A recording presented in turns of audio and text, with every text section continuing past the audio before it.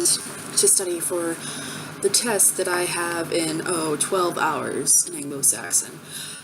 I am going to be going through lines 149 to 161 of the Battle of Maldon.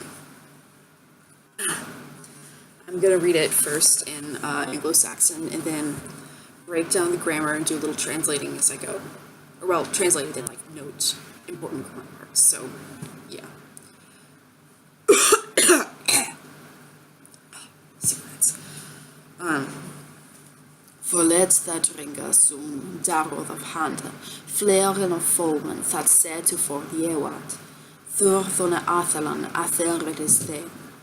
Him behelfstode, huse onwersen, knecht on je kampe, se full kafliche, brad of thambjorn bloed in de kar, wolfstandsbeer, wolfmer se jonge, forlet verheerdne varen eft onion, ord in jewood, that se on earthen le, the his theoden therle gerachte. Elde tha je surmed, sedge to tham urg. He wilde thas björnes beas je fetian, ref and ringes and grenol surg. So that's 149 to 160. And let's start with what looks like the first grammatical chunk we can dissect.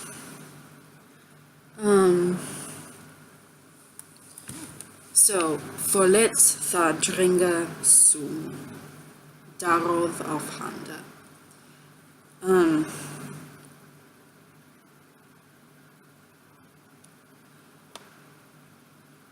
So, forlet is our main verb here, and let forth, duh. So, let forth who? Tha dringa. Someone Viking or warrior. And dring, I believe, is, well, the footnote says it's a Norse loanword, and this is the first attested usage of it, which is pretty sick, I would say. Dringer. Dring. That's a nice word. I like it. So, let me see. Okay, so, let forth some warrior. Daroth, a spear. Of handa, from his hand. Of, preposition, takes the dative. And of usually has the sense not of, well, less of a partitive or possessive meaning, like we would have in English, like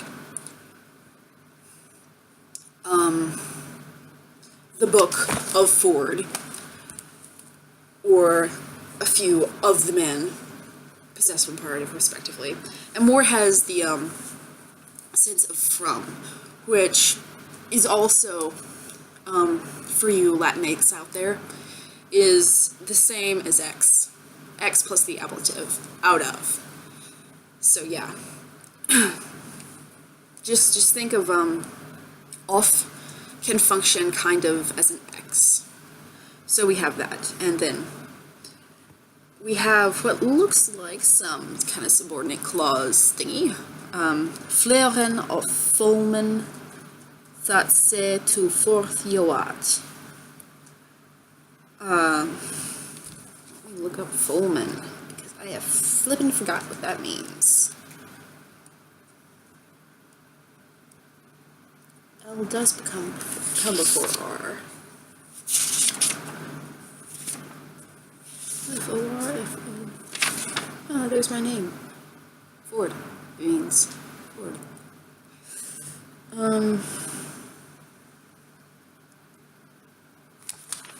Oh, duh. Folmen means hand.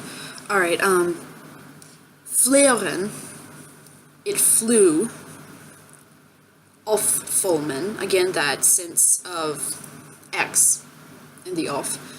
It flew from his, implied his, hand. That se to forth joat. which is a result clause, I believe.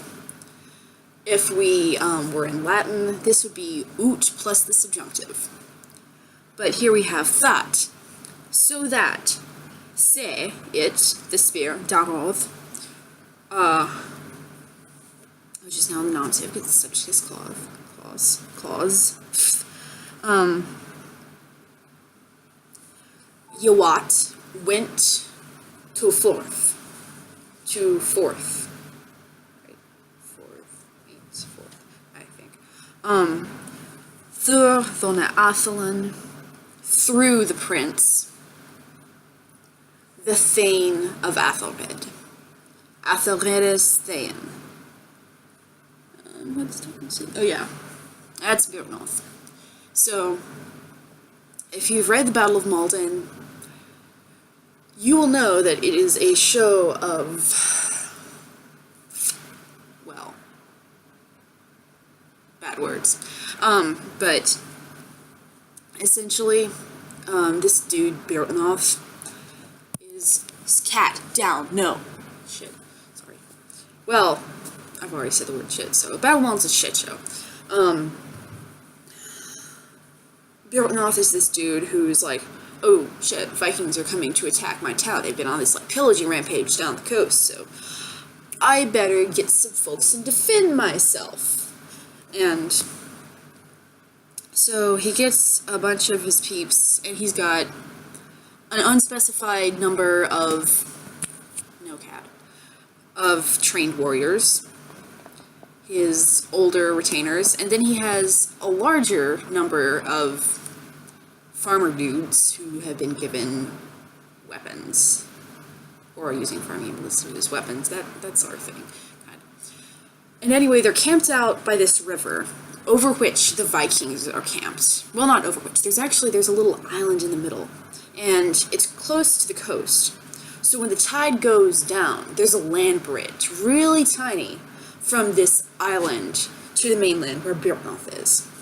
So when the tide goes down, he sends out his 3 experienced warriors, well, 3 of them, and says, dudes, go defend that land bridge. And they do. And they hold it off great, until the Vikings start, like, yelling at them that it's not fair. We should have a pitched battle. The indignity. But yeah.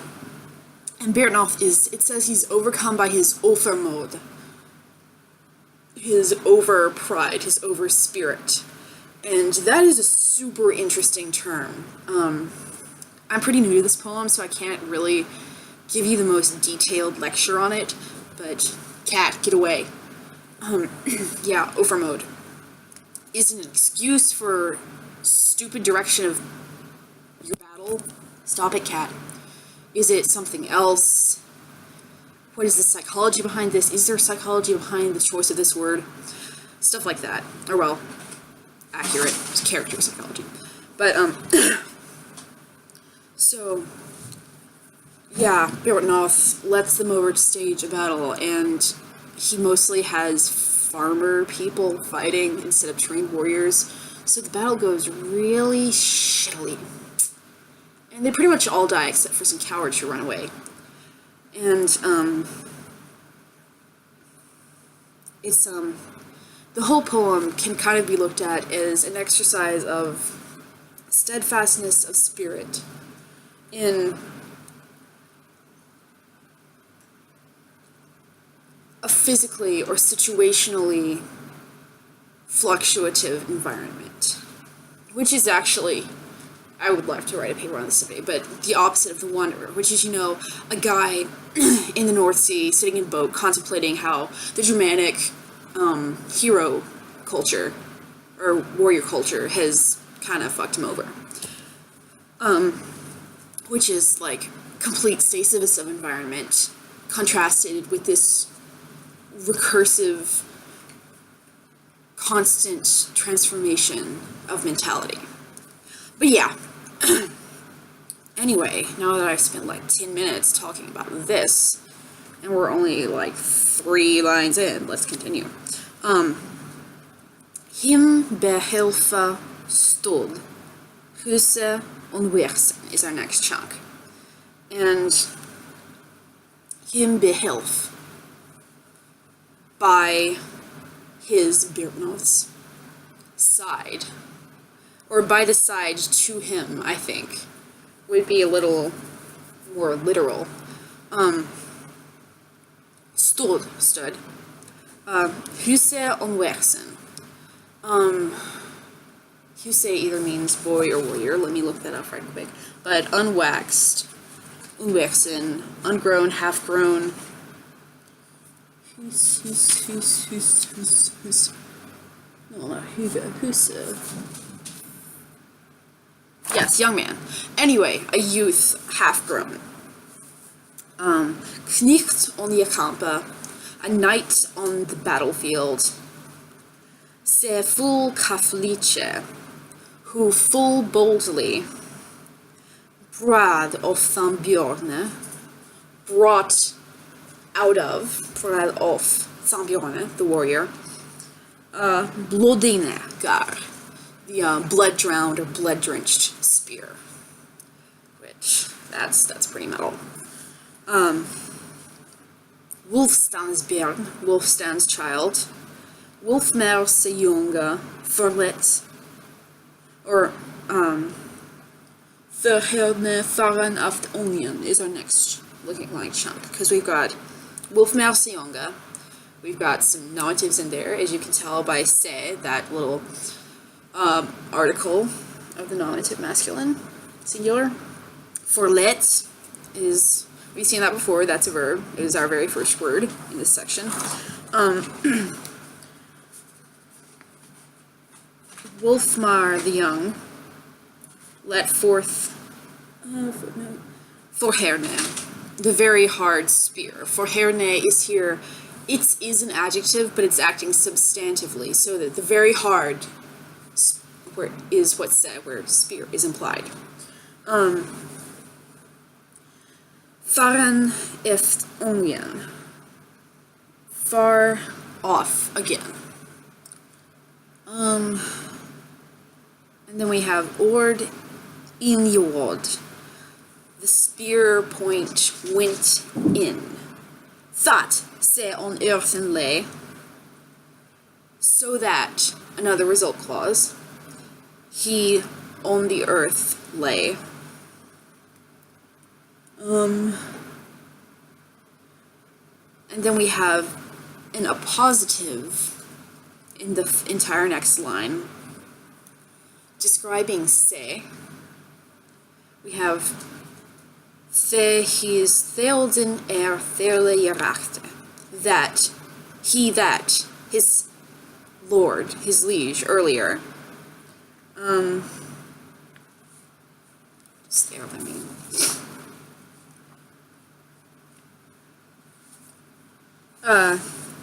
Severely betrayed, I believe. And now we only have 3 lines to go, so. Erde tha jesurwed sedge to tham erle. Went then a,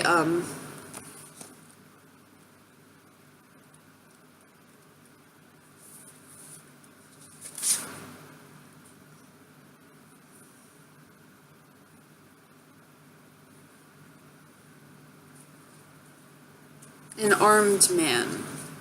Yesirwid being a past participle looking thingy. Sedge to tham erle, to the earl. He wilde Thaspionis beas Jafitian. He would. He wilde. Now, wilde is our verb that requires an auxiliary infinitive to complete it. You can't just say, he would. There's always something implied. So, we're going to look for that A-N ending, and we get it at the end of that line, Jefitian. He would plunder. Thus, Bjornis Beas, the man's rings, and Ref, his raiment. Wait. And Ringas. What does Beas mean? Oh, his shit, I thought this. Fuck. Maybe there's an alternate translation for this. What am I doing with my life?